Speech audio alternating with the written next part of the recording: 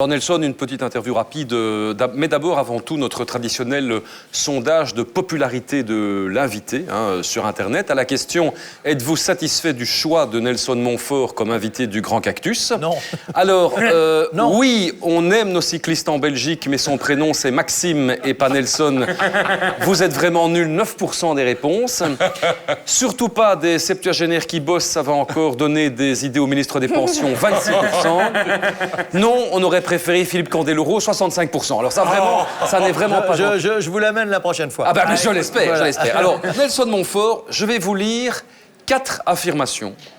Vous devez en choisir une et la déclamer dans votre style si particulier. Je crains le pire. Je vous préviens, nous en ferons un mème Internet, vous pensez bien. Alors, la présidente de France Télévisions, Delphine Ernotte, ne comprend rien à la télévision.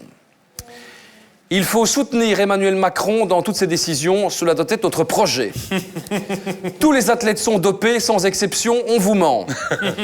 Je rêve de voir les Diables Rouges remporter la prochaine Coupe du Monde. Là, aucun doute, c'est la dernière.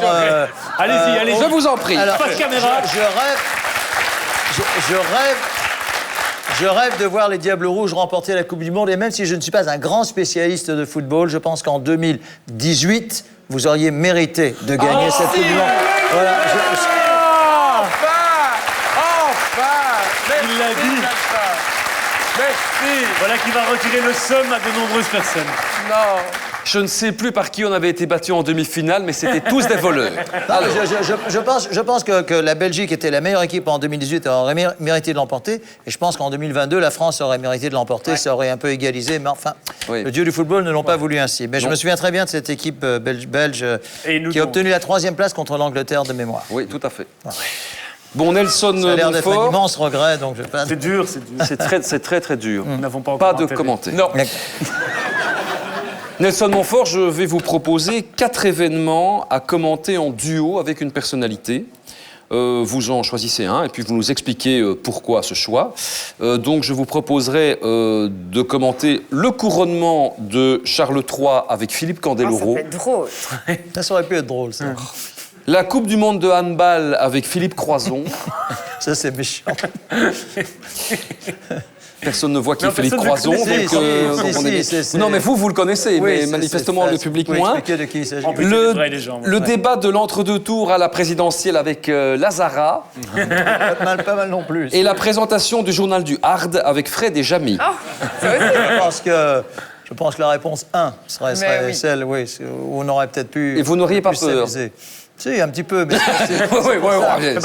c'est pour ça qu'on l'aime. D'accord. Et enfin, Nelson Montfort, quel événement sportif rêveriez-vous de revivre pour la première fois?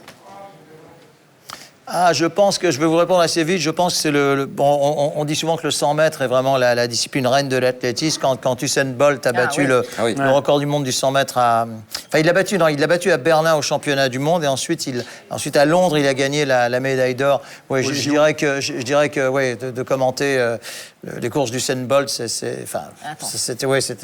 En plus, c'était vraiment un type super qui arrivait pour les interviewer avec son casque. Il disait « How's my good friend from France ?» Enfin, j'adorais.